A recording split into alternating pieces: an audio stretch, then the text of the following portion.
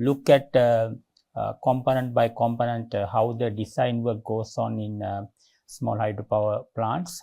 And we start with the diversion weir and the hydraulic canal and the desilting basin to begin with, and then we will proceed with the 4-bay tank, design of the 4-bay tank and penstock and so on.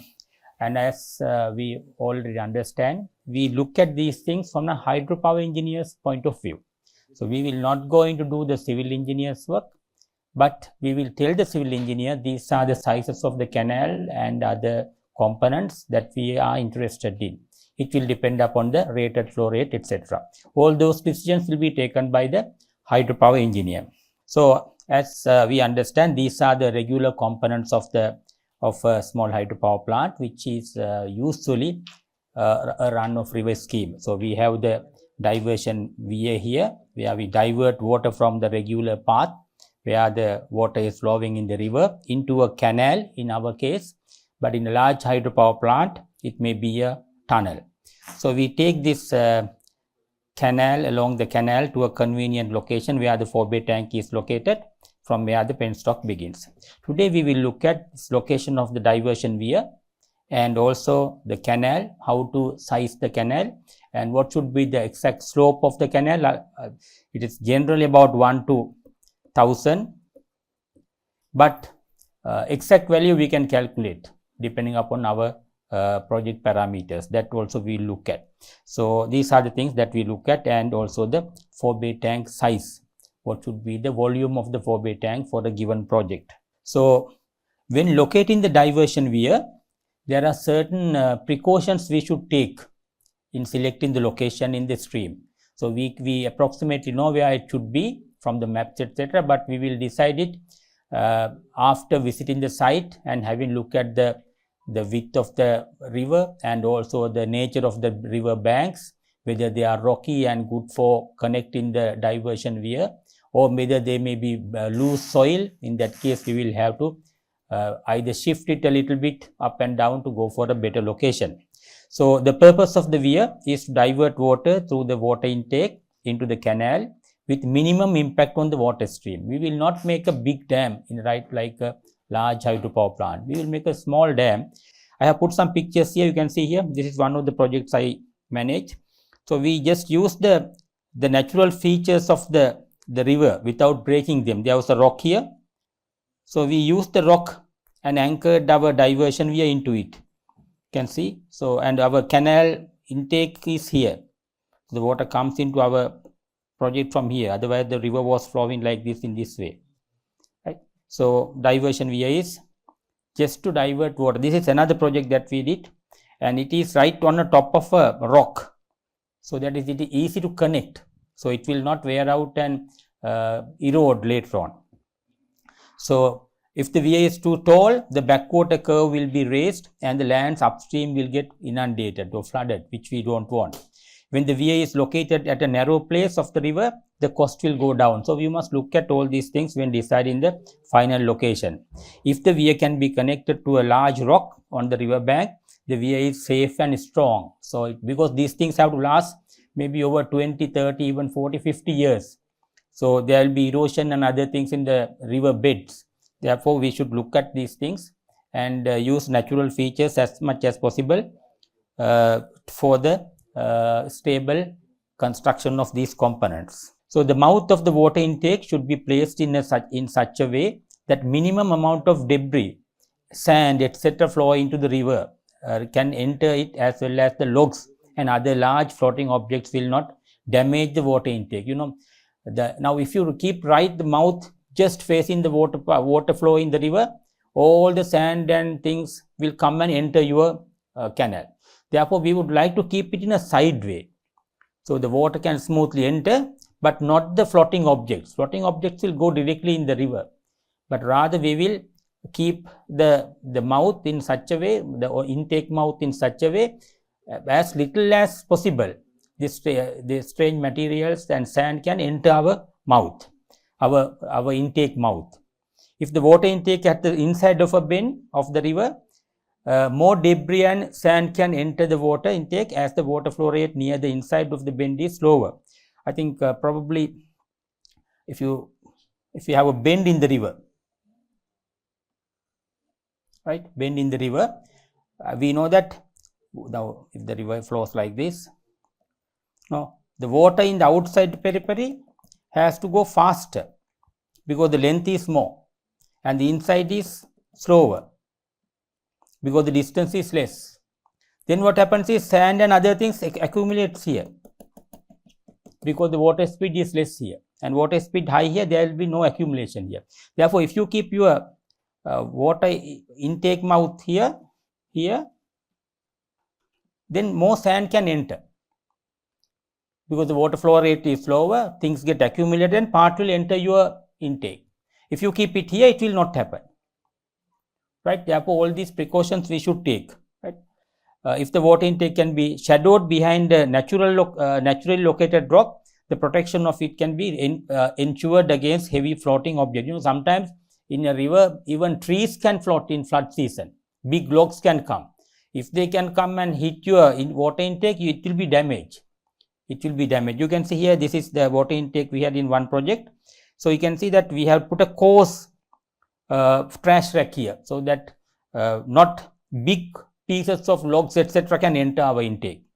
But of course, leaves and other things will come in, but we have the trash racks afterwards to remove them, right? But here you can have put a, so there is a rock here, right? Therefore, if there are any logs and other things come in, they will not, most of them will not enter here, they will go in the river, right? So we should look at all these things in relocating the mouth of the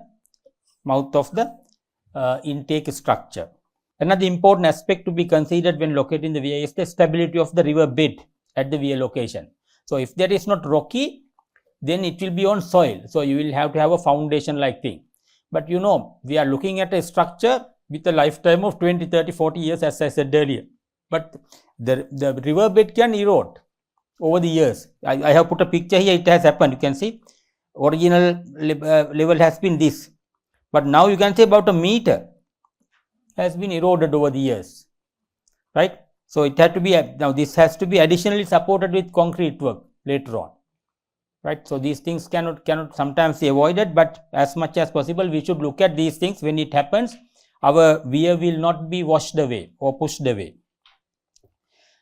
In ancient times, wooden planks, rubble masonry work as well as soil bunds have been used to construct weirs. In the olden days, I think you may have also seen wooden planks etc. used for water diversion weirs, right? But nowadays we prefer always to use concrete dams in the small hydropower industry. In building weirs, therefore, maximum utilization should be made of the natural features of the river, and thereby the cost of construction can be minimized. And the power, we call the canal sometimes the power conduit, because it in a small hydropower project, it brings the power, water with power. So we sometimes use the word power conduit, or rather sometimes mostly we say the canal. The main aim of using the canal or power conduit in a small hydropower project is to reduce the length of expensive penstock pipes. There is no technical hindrance to use a penstock pipe from the weir down to the powerhouse, except that there will be increased losses in the pipe, what we call the head losses. Typically, the canals are built with a very little slope, such as 1 to 1000, and therefore the head loss is minimum. Thus, the canal is routed very parallel to a contour line through the water intake. We can see earlier also I showed you that this is the canal, which is going almost parallel to a contour line. Contour lines are lines showing the equal height. So for a 1 kilometer canal, drop will be approximately about 1 meter. So if you look at the contour lines with the contour map with height 20 meter difference, so you can see 1 meter will be very small amount, right? So it is, we can say almost canal is going parallel to the nearest contour line. Here is a canal we constructed for a project. This is for one of the projects that I manage. You can see there can be bends etc., but you route it at the periphery of hill. You can see we have a cut here, and then on that we will construct it looking at the stability of the soil, etc. Here you can see it is a reinforced concrete canal. Canals are built in number of ways, similar to many irrigation canals in many places. It can be simply dug into the soil. I think in India also you have seen in the old irrigation schemes, canals are just dug into the soil. So they are soil canals, right? But their flow rates are very small. In that, otherwise the banks will be eroded. But in hydropower projects, we need sufficient water rate to come. Q has to be sufficiently large. Therefore, we don't want erosion to damage it over the years and make trouble. The same can be further strengthened by cement rubble masonry work. But nowadays, concrete canals are built usually above the ground level, are very common and preferred in small hydropower projects. So, the power projects that we are talking are projects to be, supplied to a grid stable power and through a PPA. So, they have to be well constructed. Therefore, we don't want to have trouble in bringing sand and other things in a canal into a powerhouse and to the penstock. And therefore, we always have concrete canals, rectangular concrete canals now constructed above ground level.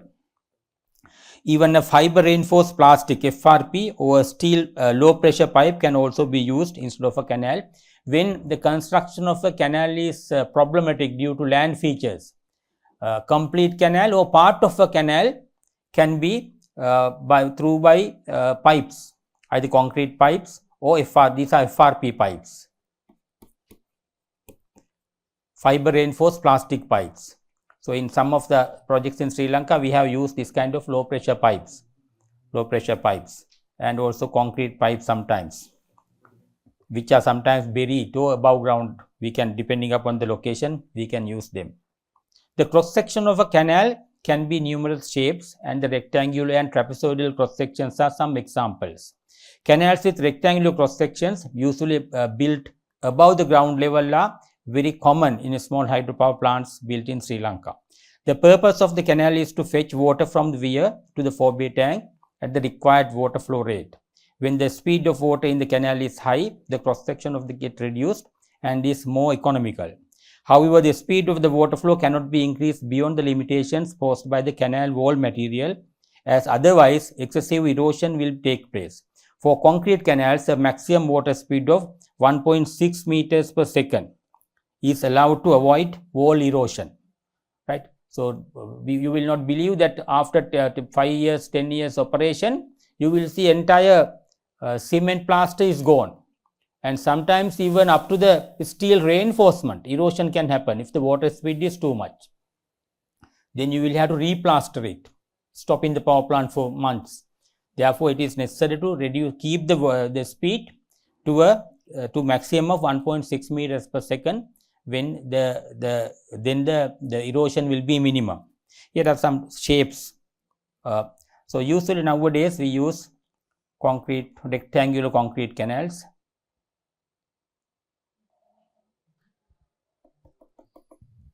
With the water level filled to up to a certain level, and this is okay. We will come to that. This trapezoidal cross section is more suitable when it is constructed. This is above ground level. So, when it is constructed below ground level, it is more economical, right? So, this is going above ground level, this is going below ground level, but we prefer always this.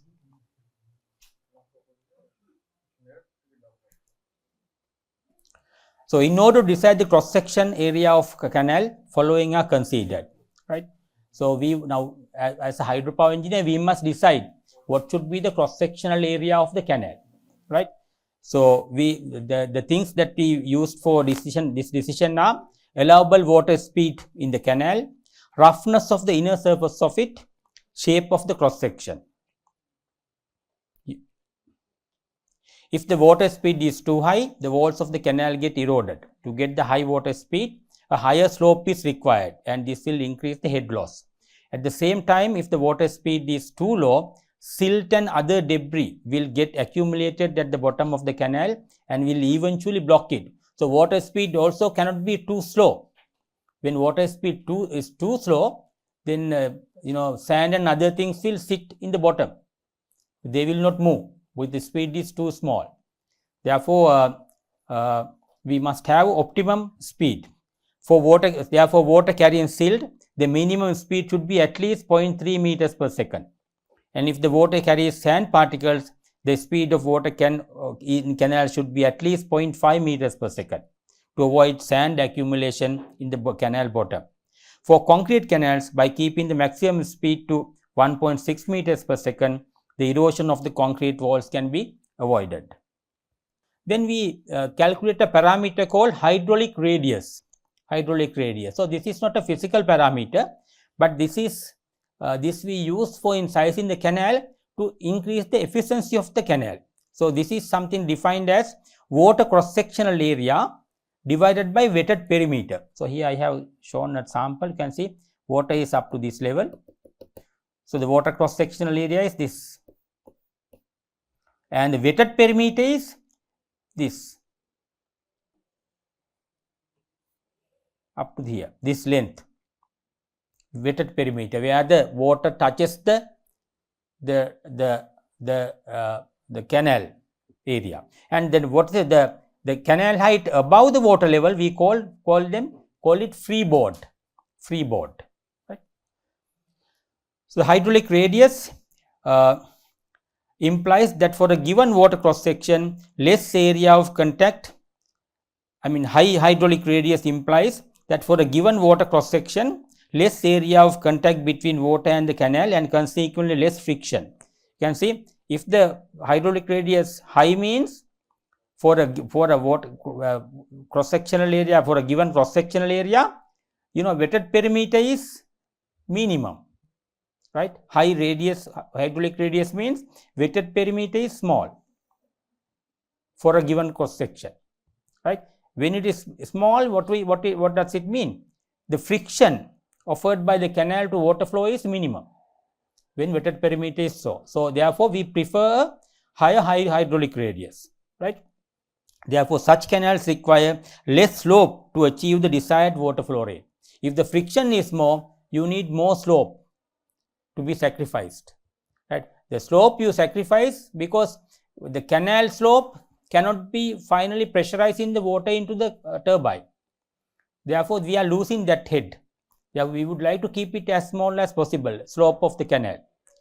So, in order to do that, the friction between the water flow and the wall should be less, right? So, here are some hydraulic radius values for different cross-sectional areas. Semicircular, 0.4 into square root of cross-sectional area, water cross-sectional area. Trapezoidal using this formula, where the theta is the angle between the wall and the horizontal surface, and rectangular 0.35 into square root of A, the water cross section area. This parameter is useful for us to size in the canal, right? So, the cross sectional area and the slope of the canal for a small hydropower project can be estimated by following the following steps. First step is to calculate the cross sectional area taking the required rated flow rate Q and the allowable maximum water speed for canal. The decision of Q we will separately consider in a separate lecture, how to decide the rated flow rate QR, that is required for sizing all these components. So, for the time being, assume we know QR, rated flow, right? And the V, we can say what is the allowable maximum speed. If it is concrete, we can say 1.6 is the maximum. Let us say we select 1.5 meters per second, right? Therefore, we can calculate what is the required water cross sectional area, right? Decide a suitable cross sectional shape, whether it is rectangular or semicircular or trapezoidal. Usually, we go for rectangular cross section. Once the hydraulic radius is known, determine the optimum canal dimensions from the table below. You can see. So, suppose we decide to get it as usual rectangular cross section. Therefore, we know for a rectangular cross section, it is 0.35 into square root of A. These things you can calculate using the definition, using simple mathematics, right. So, it is 0.35 into square root of A, right. So, A can be calculated. So, suppose Q rated is 2 cubic meters per second, which decision we will make in some other lecture. 2 divided by say 1.5 square meters, right. Now, then hydraulic radius will be square root of A is equal to 2 divided by 1.5, right. And so, you can calculate what is hydraulic radius. I put some typical values, for depending upon your project you put the actual value, right. So, once you know the I first refer to this table, right. Once you know the hydraulic radius, these are the optimum parameters for the different canals. So, if it is rectangular, take the depth as 2r and width as 4r. For it should be trapezoidal sin theta, not here, right, 4r. So, if it is say r is say 1.2 meter, then your canal dimensions will be 4r and 2r. 2r height, 4r width, right. So, it is easy. So, all depends upon your hydraulic radius, which we select to make the canal more efficient, right.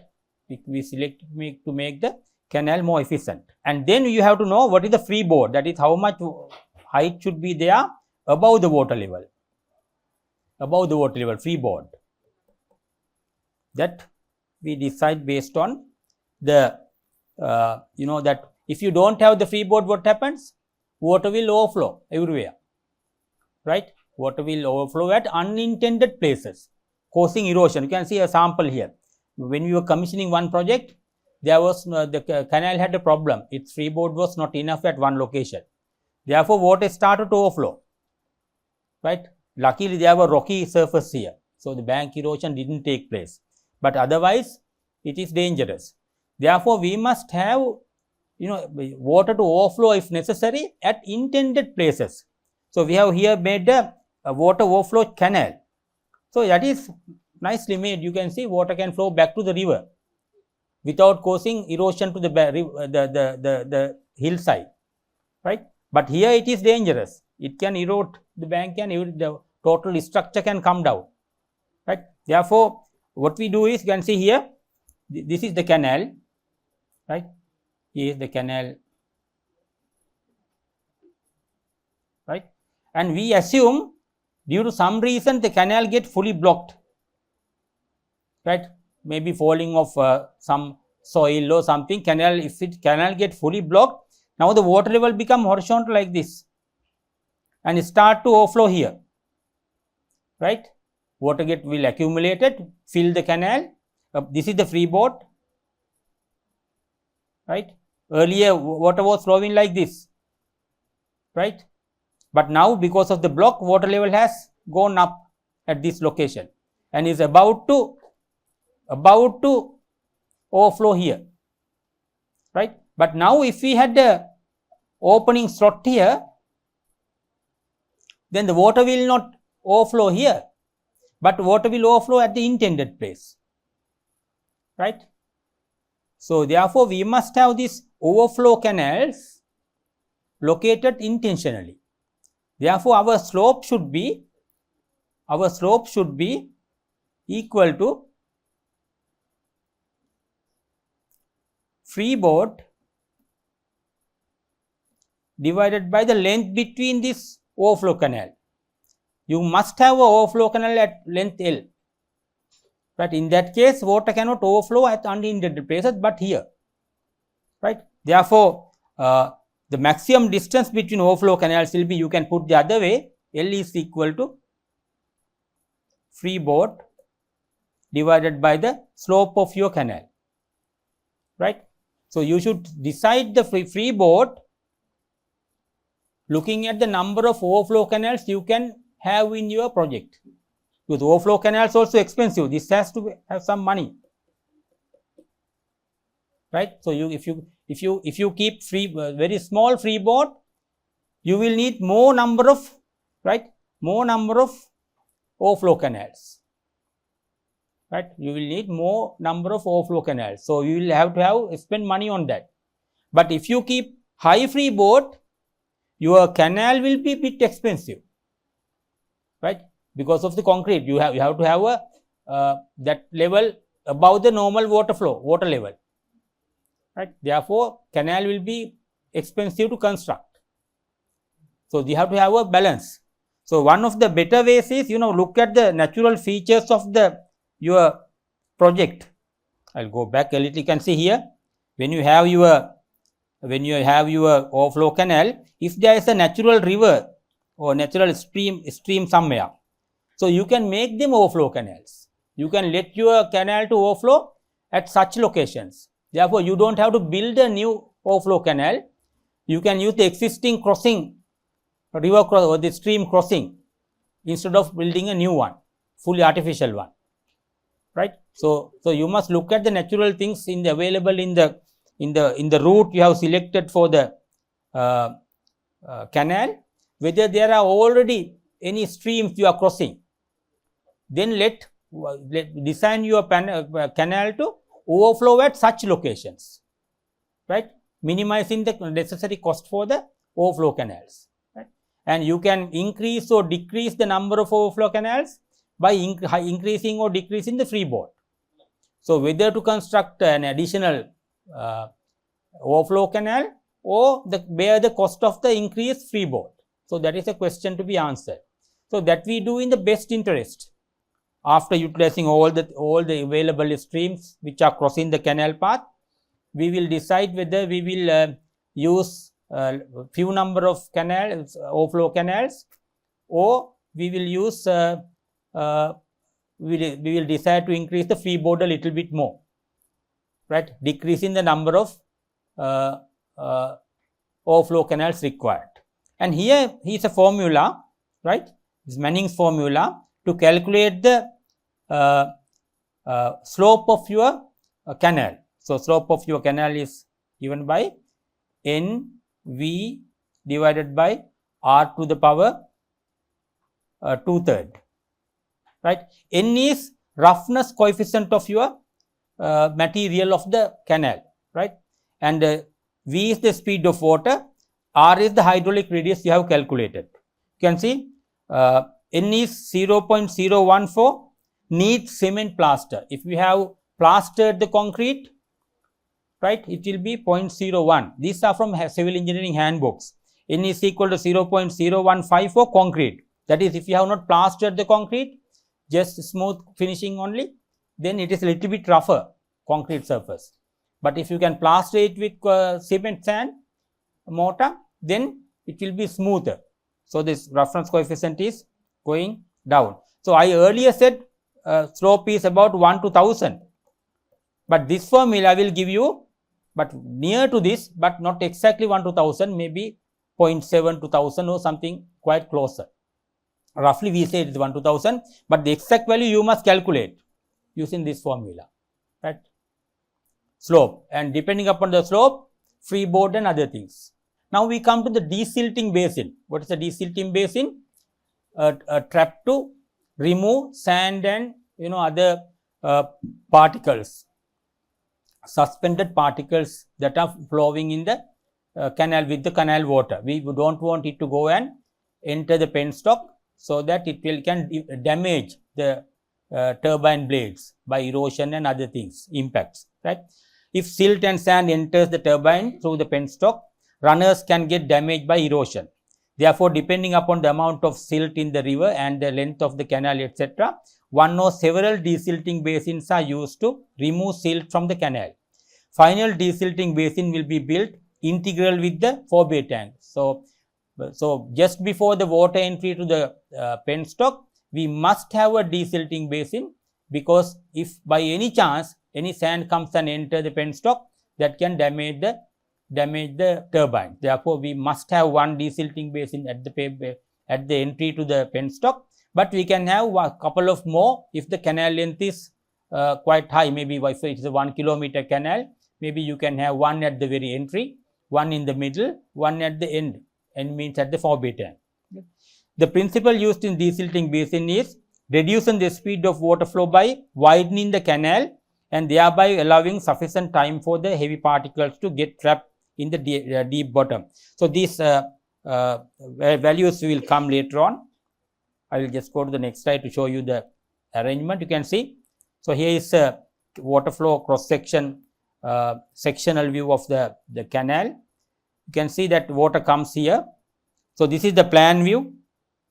So, the water comes regularly in the canal width is W, right. And now we construct a desilting basin. Desilting basin is we widen the canal so that the water speed will go down. When the water speed goes down, the particles can settle, right. So, idea is now the speed is low, therefore, particle begins to settle down, and the idea is, so we have a bigger bottom, right, bottom trap here. So, normal canal bottom is here. So, we have deepened it. So, that the idea is particle will trap here and will be collected in the trap rather than going into the other side. Why it is settling? Because now the water speed has come down, right. Water speed has come down. Therefore, it start to settle at the settling speed of V naught. I think we have studied in these things in that in A-level physics and all that, right. Settling of particles because of the the parameters of the fluid parameters, right. So, but we know that the water flow rate is, if the water flow rate is Q, then Q is equal to V into the area, right. So, area. So, here in this section area is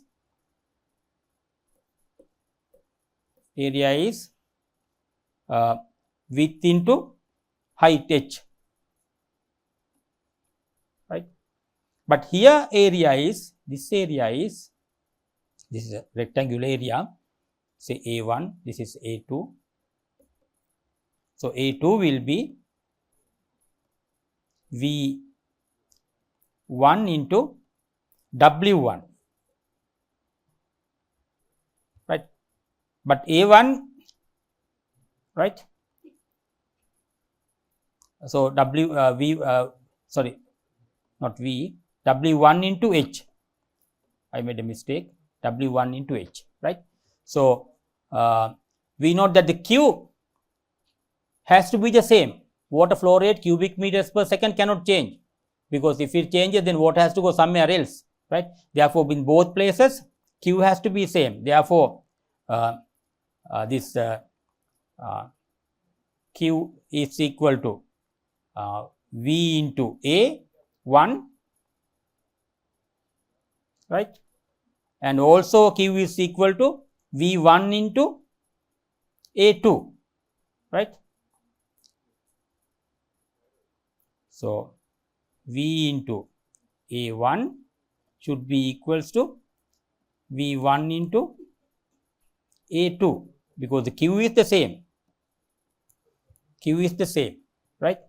Therefore, we can put these numbers into it and then show that V into W is equal to V1 into W1. I think you can put the numbers here and get this, right. But in order to trap the particle, this is the important parameter, right. Your settling time, when it particle comes to here, to settle distance of h, right, this settle distance of h, the time taken is speed into, right, the distance divided by time is equal to distance divided by the speed, right, speed, right, distance divided by speed. Here the distance is h, right, h, and the speed is v naught. So, the time t naught is h divided by v naught, right? And so it should be less than time taken to cross the canal, cross the tank, that is travel distance of L. So L divided by V1. V1 is the speed in the water speed in the horizontal direction, right? So it should be T naught should be less than T1. T1 is the time required to cross this trap, right? So by the time it comes here, it must have settled below this level. So it will be trapped here, right? It will be trapped here. So then you can show that using all these equations, LW1 should be more than VWH divided by V naught. If you put these numbers into this, you can show this, right? To save our time, I will not go into this, simplify this. But if you have any questions, we can look at it later on. So then we can size the tank. We can select numbers for W1 and L to satisfy this condition, right? Satisfy this condition. So that, and also we will look at the location, whether we can't increase sometimes W1 too much if the location doesn't permit, because we are constructing this at the edge of a hill. So sometimes you can't have too big W1. Then in that case, you can increase L, capital L. So whether the numbers we will look at, as long as this condition is satisfied, particles will be trapped, right? Particles will be trapped. Probably you will have some, if you didn't get all the answers here, maybe at a Q&A session, we can look at how the numbers are worked out. I'm sure with your advanced level knowledge, you can easily get these things, right? So here are some typical values for V naught. They find these things by lab experiments. For particles of diameter 0.1 millimeter, V naught can be 1 meter per minute. That is a settling speed, right? For particles of diameter 0.8 millimeter, 5 meters per minute. So you can use typical numbers. You can get these things from civil engineering handbooks, right? So through lab experiments, they have found these numbers, right? So accordingly, dimensions L and W can be determined. Typically, V1 is about 0.3 to 0.5 meters per second, right? Here are some samples under construction, desilting basins, you can see. So this is the canal bringing water, right? And we have widened the canal, as we said earlier, right? And also made the bottom here, deepened the bottom, so that the sand particles can be trapped onto it, right? And we keep a side opening here, right? We can keep an opening here. Time to time, you open the valve to remove the accumulated silt, right? Maybe once a week, once a month, depending upon the silt situation.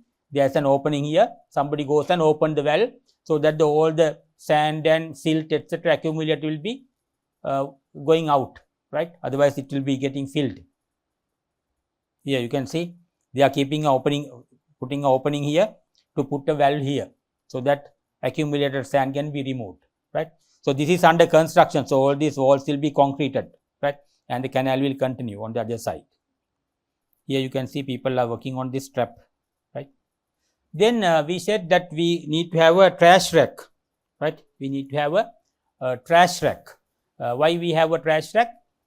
To stop any floating debris like leaves, logs, even animals, right, going into the penstock and finally going into the needle valve or wicket gates. We will discuss in these things under another topic. What is a needle valve? What is a wicket gate, etc. But they can be, blocked by this big floating object if they go, even animals, fish, or anybody. Therefore, we must have a mesh. Trash rack is a mesh, right, to avoid any floating object. Now, the sand and other particles which are settling, we have removed with the settling basin. But the settling basin will not remove floating debris, floating objects. Therefore, we must have a trash rack, right?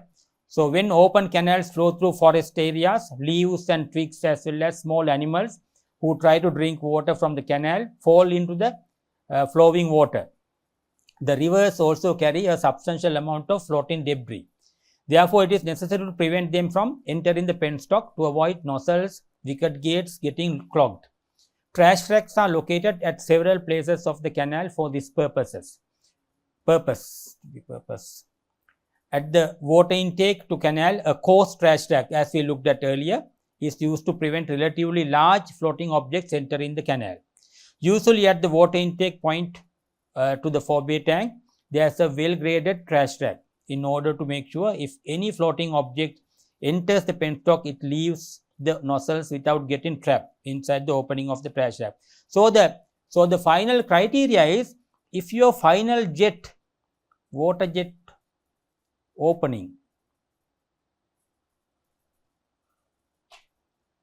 diameter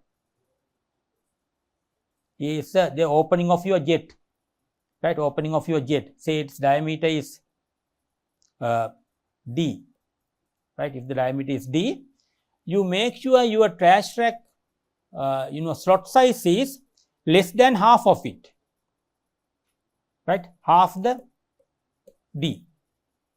Then what happens? If something enters, it can go through the nozzle and will not block the nozzle. If it is more than half the diameter, then it can go and block, right? So we will make sure that if something goes inside, it can leave the nozzle rather than blocking it, right? Therefore, we will make sure our trash rack mesh sizes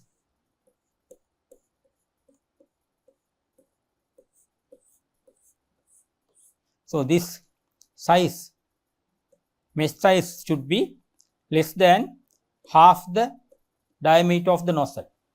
That is, if some particle goes in, it can leave rather than blocking the nozzle, right? Rather than blocking the nozzle. Here's an example. You can see trash rack sizes, so that all the leaves and logs and etc. will be accumulated, and this is an automated trash rack. But you can see that sometimes it's economical in our countries to employ somebody and remove the trash. You can see somebody, he is now fixing it. He is fixing it, or he is removing some trapped leaves, etc. You can see it can be opened. Trash rack is in parts here, right? It can be opened and then it can be lowered to close it. So the water will be filtered when it flows inside into the forebay tank, right? Now here they have lifted it to go inside or something, right? So somebody will stand here with a stick later on to remove anything getting collected here with the flowing water, right? Here this is done by automatic trash rack here, right? Canal will bring now water to the forebay tank, and from the forebay tank begins the trash rack. So we have the begins the penstock. The penstock will begin here and then go down to the powerhouse, right? So this is our forebay tank, right? So canal brings water into forebay tank at rate of cubic meters per second, right? So why we need the forebay tank? Why can't connect directly the penstock to the canal, right? It's a question. So because forebay tank will cost you money, but the problem is, now when you are synchronizing the generator to the grid, right, or in under transient conditions, your the required flow rate will be varying a lot at the powerhouse end, with the control center. Then what will happen? Then the canal water level will try to go up and down, because you are sucking more water than coming in, right? Therefore, the canal water level can be going up and down. We want to avoid that. Therefore, if we have the big tank here, water level will not be very much affected under transient water conditions. Therefore, we have a sufficient collection of water here in a tank called forebay tank to avoid under transient conditions the water level going up and down significantly. Of course, it will go up and down a little, but it will not go significantly because we have a water collection here. So the main purpose of the forebay tank are to act as the final desilting basin that we discussed earlier. The final desilting basin will be with the forebay tank. to stock sufficient water so that it's easier to handle any transient water demands by the plant. For this water sufficient to operate the plant for full load for about 2 to 3 minutes is stored in the forebay tank. So, this is by experience, right? By experience we know if we have about 2 to 3 minutes water requirement, right, in the forebay tank, then water level going up and down is very small, and then you can avoid any transient water level decreasing, and to act as the final trash rack, right. So, these are the 3 functions of the forebay tank, and the volume is decided by this requirement. So, if the water flow rate is say 2 cubic meters per second, 2 cubic meters per second, then you have forebay tank volume to be as this 2 into say 3 minutes, right, 180,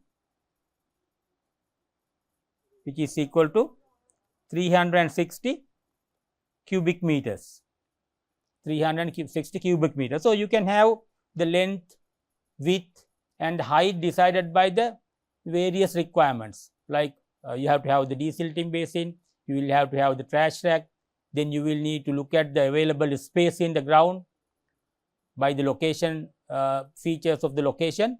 So, by looking at all these things, you make sure that total volume is 360, but the width, depth and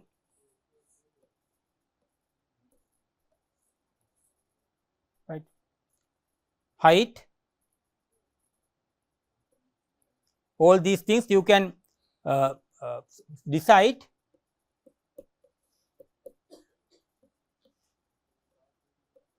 to be having this volume, right. So, you look at the space available in the ground, whether we can have length like this or width like this. So, therefore, depending upon the requirement of the physical features of the ground, you decide the total the individual parameters, but the total volume should be about 360 cubic meters, right. That is the only criteria, but other things you decide depending upon the available space, etc. Here are some examples. You can see this is you can see water big canal bringing it and enters here. So, we must have the trash rack here, right. This is under construction, and then this is where the penstock is connected on the other side, right, to the penstock. So, they are just finishing it, right, connecting it, and then we have to concrete it and do other things required for that. Sometimes we will put some concrete slabs here, right, so that people can easily walk and inspect these things. So, the final part may be closed. So, I end the first discussion here. Any questions you want to ask? Sir, in the previous slide, sir, first figure, that is the penstock. Yes, penstock getting connected to the forebay tank. And that wall, behind that wall, it is the this surface of the forebay tank from tank. The other side. Okay.